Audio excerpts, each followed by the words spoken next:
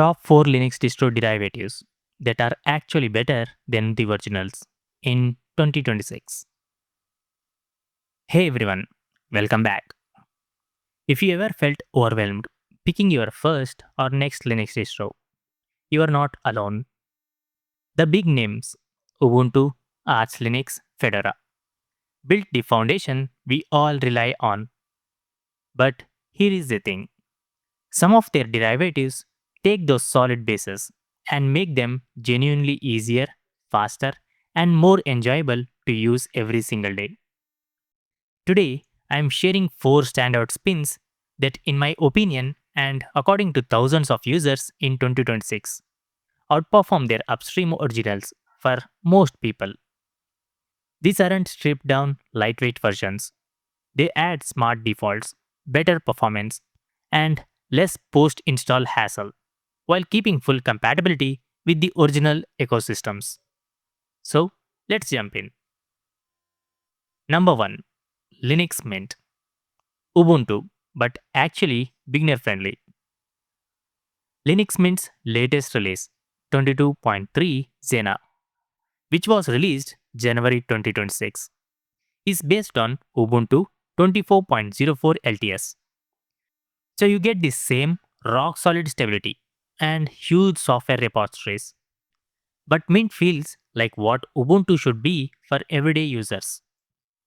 Instead of GNOME's modern but sometimes overwhelming layout, you get Cinnamon, a clean Windows like desktop with a familiar start menu, taskbar, and system tray. New Windows users land here and feel at home in minutes. Everything just works out of the box. Multimedia codecs are pre installed. The software manager is fast and intuitive, and there is no aggressive push toward snap packages. Firefox runs as a native deb. Updates are centralized and easy, with built in system snapshots for safety. No telemetry, no corporate upshells, just a polished, low maintenance experience that stays out of your way until 2029. If Ubuntu ever felt like it had too many but first steps, Mint removes them. It's still the top recommendation for most newcomers in 2026. Now, number 2, CachyOS, Arch Linux.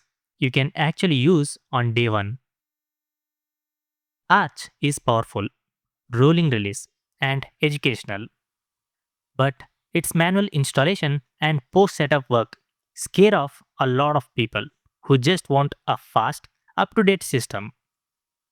CatchOS keeps everything that makes Arch great: AUR access, bleeding edge packages, total flexibility, and adds the missing pieces. You pick from a graphical Calamarus installer or the classic CLI.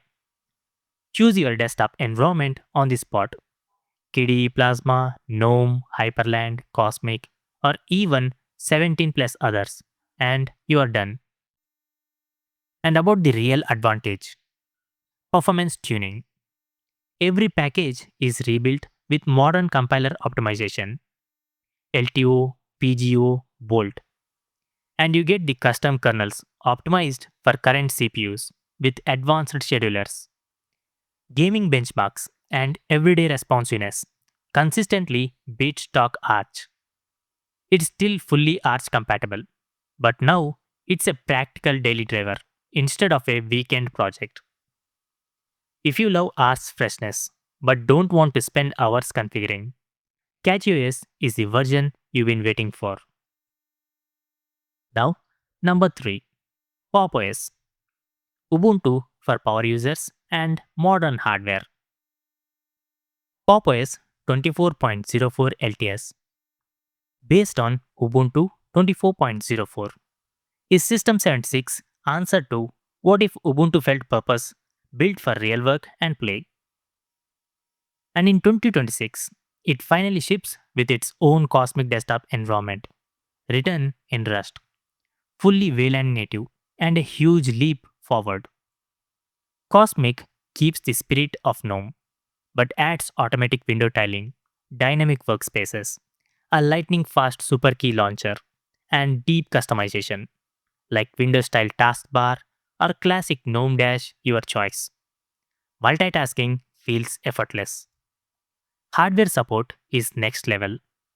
Separate ISO images for NVIDIA users mean proprietary drivers are perfect from the first boot. No snap packages by default. Flat packs and deb rules.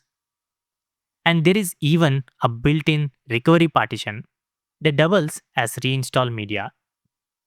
It's tuned for creators, gamers, and developers who want Ubuntu's ecosystem without the friction. If you liked Ubuntu, but wished it was more productive and hardware aware right away, PopOS delivers. Now, number 4, Ultramarine Linux, Fedora workstation, but polished and ready. Fedora is fast, secure, and cutting edge. But many users end up running the same post install commands for codecs, drivers, and extra repos every time. Ultramarine, the latest version 43, takes Fedora's excellent base and pre-configures the parts most people want. Codecs, NVIDIA or AMD drivers, and additional repositories via their Terra project are included. The out-of-the-box experience uses their Tidan setup tool for a smoother first boot, BTRFS snapshots for easy rollbacks, and sane GNOME or KDE, Budgie, XFCE tweaks that many Fedora users add manually anyway. It's not a radical replacement, just Fedora with the annoying setup removed. Updates stay fast and secure. Hardware support is excellent, and it feels like a finished product instead of a starting point. If you like Fedora's philosophy but don't want to tweak for hours, Ultramarine is the wider audience version you've been looking for. So, why these derivatives win in 2026? The original distros deserve massive credit. They created the ecosystems these pins build on. But Linux Mint, CachyOS, PopOS, and Ultramarine each solve real pain points: confusing defaults, manual setups, hardware friction, and missing conveniences. They prove that sometimes the derivative isn't just good enough, it's the version that actually feels finished. Better defaults mean less time configuring and more time using your computer. So, which one are you trying first? Drop your current distro and your thoughts in the comments. I read everyone. If this video helped, give it a thumbs up. Subscribe for more Linux guides. And I'll see you in the next one. Thanks for watching. Peace out.